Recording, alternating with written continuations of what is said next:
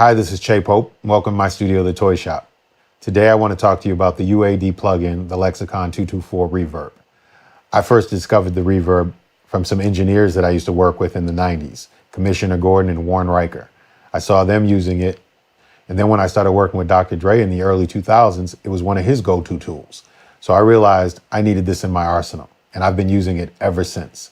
And UAD has done an amazing job with their plugin version of it. For this first example, I'm going to show you how I used it on background vocals. I was going for kind of a wide clef world vocal sound. So I started experimenting with different presets. And the ballad vocal plate is the one that gave me the desired effect. And I started tweaking from there. What I love about the 224 is you could start from scratch and really dial it in, or you can start from a good preset and then tweak it from there and really lock in on what you're looking for. Let me show you before and after. Here's the vocals dry. Love, the world need love now. The world need love now. Here it is with the 224 ballad preset, tweaked a little bit, and I'll show you what tweaking I did. Love, love, the world need love now. The world need love now. Oh no, not you. Oh no, not you. It can't be true.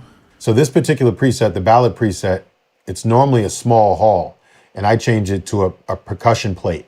That little edit just put me in a smaller room. I love the ballad effect in terms of way it spread the vocal, but I wanted that in a tighter room. So that's why I changed it to the percussion plate on it. You see the depth is still pretty high in my settings because that was necessary to get the desired spread within the smaller room.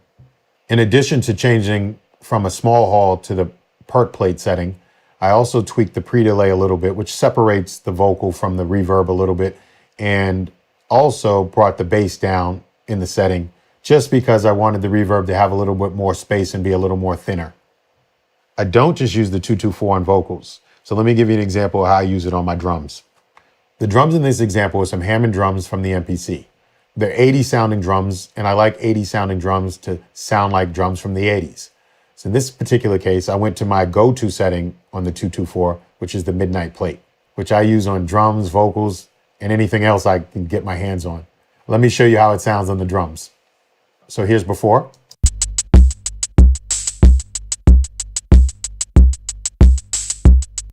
You'll notice that the Hammond drum samples themselves actually have a little light reverb in the way they're sampled.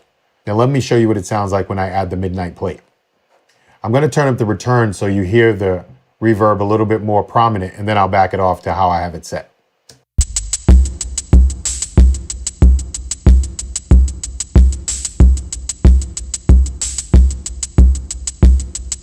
And I like it quite a bit wet because, like I said, I want my 80s drums to sound like they're 80s drums.